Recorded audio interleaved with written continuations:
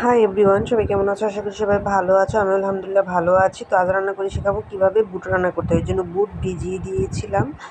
কিছুক্ষণ ভিজিয়ে রাখার পর এবার চুলায় বসিয়ে দিয়েছি, সাথে আলু অ্যাড করে দিয়েছি, যা তোমরা ব্লগ ভিডিওতে দেখতে পারছো।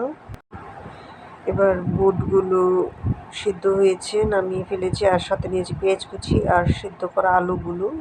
আর আমার চ্যানেলটা ভালো লাগলে অবশ্যই লাইক, শেয়ার অ্যান্ড সাবস্ক্রাইব করবে তোমরা। এবার একটা কড়াই বসিয়ে দিব চুলায়। কড়াইটা গরম হলে তেল দিয়ে দিব। তেল অলরেডি দিয়ে দিয়েছি। এবার পেঁয়াজ কাঁচামরিচগুলো দিয়ে দিব। এবার সিদ্ধ করা বুটগুলো দিয়ে দিব। আলু তোমরা যে কোনো সাইজেরই করে নিতে পারো, এর থেকেও ছোটো করতে পারো, আবার বড়ও করতে পারো। তো আমি আমার মতো করে করেছি। তোমরা ছোট বড় কীভাবে করবে সেটা তোমাদের ইচ্ছা। এবার বুটগুলো বেশ ভালোভাবে ভেজে নেব, আর এই পর্যায়ে মশলাগুলো দিয়ে দিব।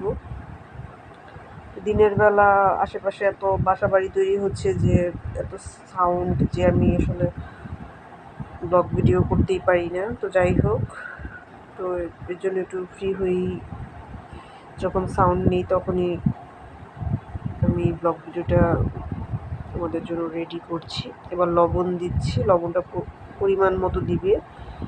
হলুদ গুঁড়ো, মরিচ গুঁড়ো দিয়েছি, মরিচ গুঁড়োটাও তোমরা পরিমাণ মতো দিবে। এবার বেশ ভালোভাবে নাড়াচাড়া দিব, আর আমার রান্না কিন্তু হয়ে এসেছে।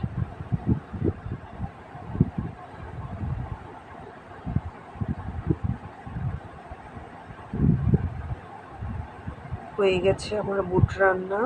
তো আজকের ব্লগ ভিডিওটা এই পর্যন্তই। আবার নেক্সট ব্লগে দেখা হবে। আল্লাহ হাফেজ।